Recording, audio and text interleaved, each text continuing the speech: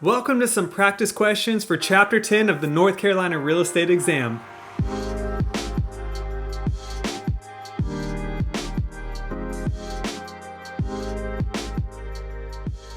I really like how quick the last intro was from Chapter 9, so let's just do that again. This chapter is on sales contracts and related procedures. The full review video is linked right up here in the corner. Subscribe down below, hit the like button, and let's go. Question 1. Under the installment sales contract, what interest best describes the buyer's rights in the property?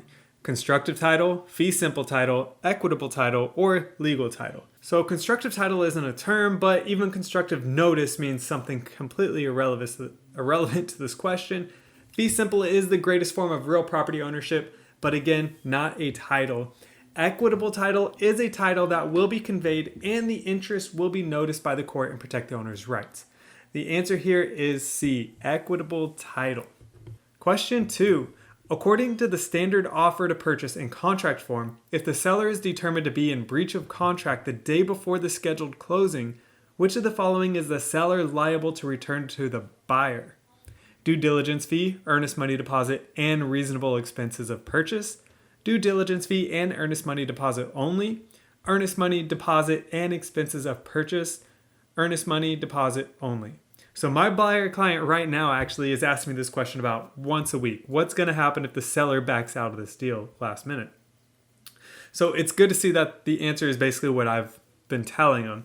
A is the answer. If the seller breaches, you get all your money back, end of story. You definitely get your earnest and you get your due diligence. The due diligence will be a little bit harder to get back because it's no longer in an earnest account or an escrow. And then the reasonable expenses of purchase, that can be things like the appraisal. The buyer pays for the appraisal sometimes up front. And there's a few other things too that comes with it.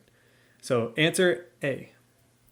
Question 3. A buyer is informed by his lender 5 days after the due diligence date that his loan is not approved. Which of the following is true? The buyer can back out of the agreement. Wait, which of the following is true? The buyer can back out of the agreement, ... A, and get a refund of his earnest money deposit. B, and get a refund of his due diligence and earnest money.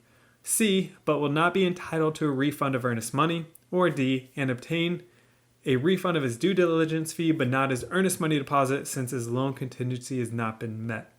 So at that point, it's on the buyer, right? The rules are very strict with due diligence and earnest money. If you go back the due diligence date, you now owe the seller, if you go past the due diligence date, you now owe the seller both the due diligence and the earnest money. So C is the answer. You won't get that earnest refund or due diligence. So if you don't get the earnest, you definitely don't get the due diligence either. The due diligence comes first. And this may be another question coming up. Once you get rid of that due diligence, it's pretty much gone. After you go past the due diligence date, then you have the chance of losing the earnest money as well. So C is the answer. Question 4. The effective date is considered to be the date in which A, the buyer and seller have both signed the offer to purchase. B, the purchaser has completed due diligence and decides to finalize the purchase. C, the offeree has communicated notice of written acceptance to the offerer. Or D, the parties convey legal title to the property. Okay, so don't get A and C confused here. There's one huge difference between those two. Yeah, the buyer and seller have to sign the offer, but it needs to be communicated to the offerer, right? So C is correct. If I send you an offer and you sign it, but never tell me you signed it, I can back out and move on to another deal. You must communicate it. The answer is C. Question 5. Which of the following is correct in regards to the standard offer to purchase form?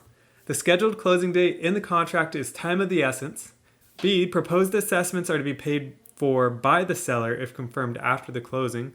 C, in the event of buyer breach of contract, the seller is limited to buyer's EMD as liquidated damages.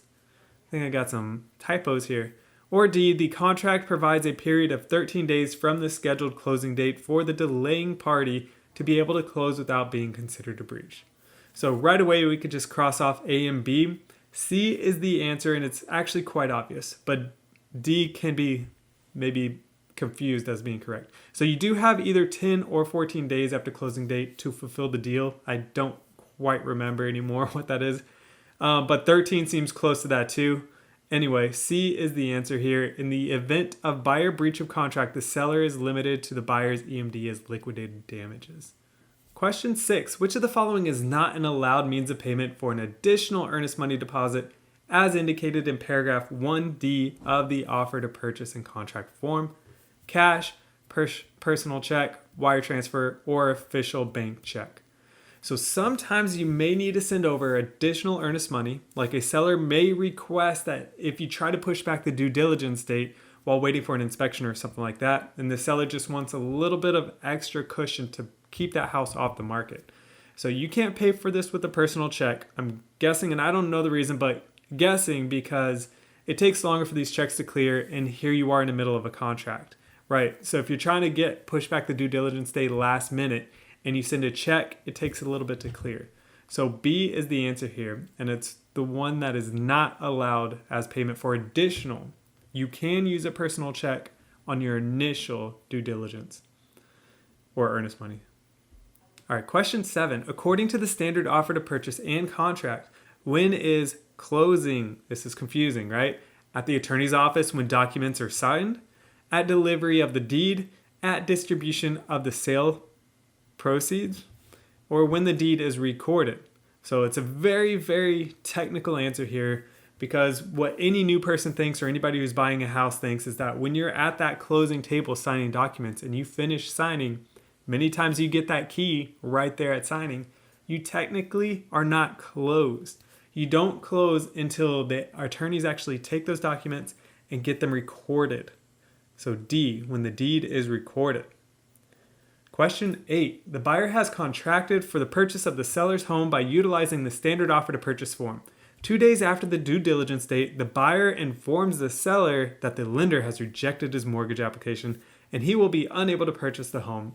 The buyer is entitled to a refund of earnest money deposit only, due diligence fee only, both earnest money and due diligence, or neither earnest money or due diligence. So we already answered this question pretty much earlier. If you're past the due diligence period, you now lose both the due diligence and earnest money. Doesn't matter if the bank is the reason for this. So the answer here is D. Question 9. An agent proposes a pre-printed sales contract form for use by the buyer and seller. The North Carolina Real Estate Commission prohibits the inclusion of which of the following in this contract form? Loan contingency, indefinite termination, broker compensation, or liquidated damages. So I'm actually not really sure what this is asking here. If you pre-print a sales contract and use that, I'm not sure how you could include any of these in here. But the answer is C though, broker compensation. Question 10. Which of the following will not typically terminate an offer? Acceptance, counteroffer, death of offerer, or performance? So B and C are pretty obvious to cross off the list here. Again, super confusing question, but how would acceptance terminate an offer? You accepted the offer. So performance D is the answer here, and I'm not sure if I'm just reading that incorrectly, but my brain is not understanding what that's exactly saying. Which of the following will not typically terminate an offer? If you accept it, then that doesn't typically... I don't know. All right, question 11. Which of the following is correct concerning an installment land contract? The buyer receives legal title at closing. The seller retains equitable title at closing. The buyer conveys equitable title at closing. Or D, the buyer receives equitable title at closing. So installment land contracts is where the seller agrees to convey the legal title when the buyer completes the purchase price installment payments. Like think about putting a TV on layaway. You don't necessarily get that TV until you're done paying off those payments to get that TV. So therefore, instead of the buyer getting legal title right away, they get the equitable title. The answer here is D. They'll get that other title once they finish paying it off. Question 12. An option contract, A, requires the buyer to buy if the seller decides to sell. B, states that if the seller decides to sell, the buyer will have the first right to purchase. C, requires the buyer to buy and the seller to sell. Or D, requires the seller to sell if the buyer decides to buy. So an option contract is an option to purchase or lease to own contract. These are quite common. You probably heard of this just outside of this whole exam thing.